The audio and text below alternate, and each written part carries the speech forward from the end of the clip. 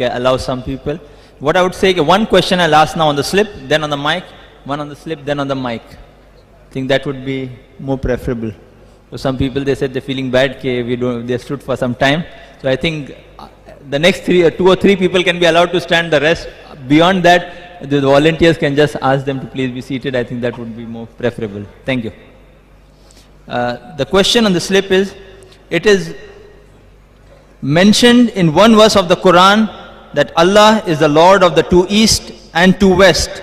How can you explain this verse of the Quran scientifically?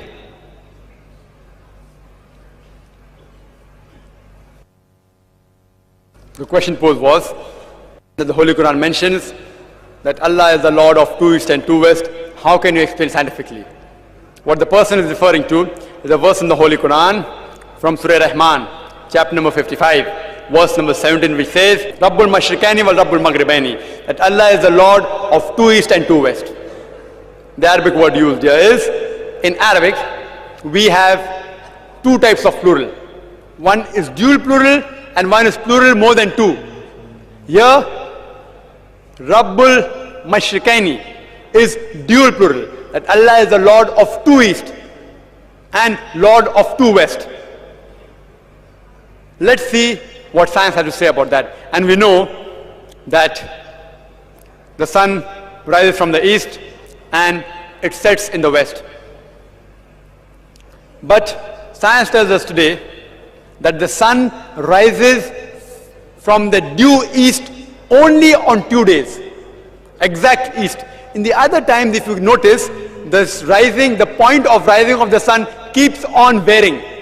It rises exactly due east only on 2 days, the 2 days of equinox.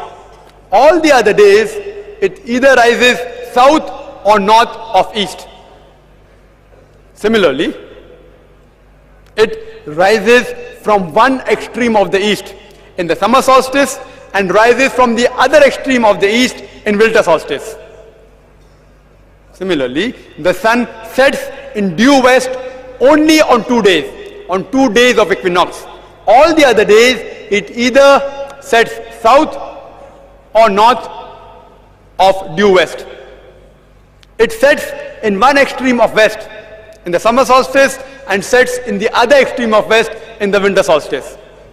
So when the Quran says that Allah subhanahu wa ta'ala is the Lord of two east and two west, it is referring to the two extreme points of east and two extreme points of west.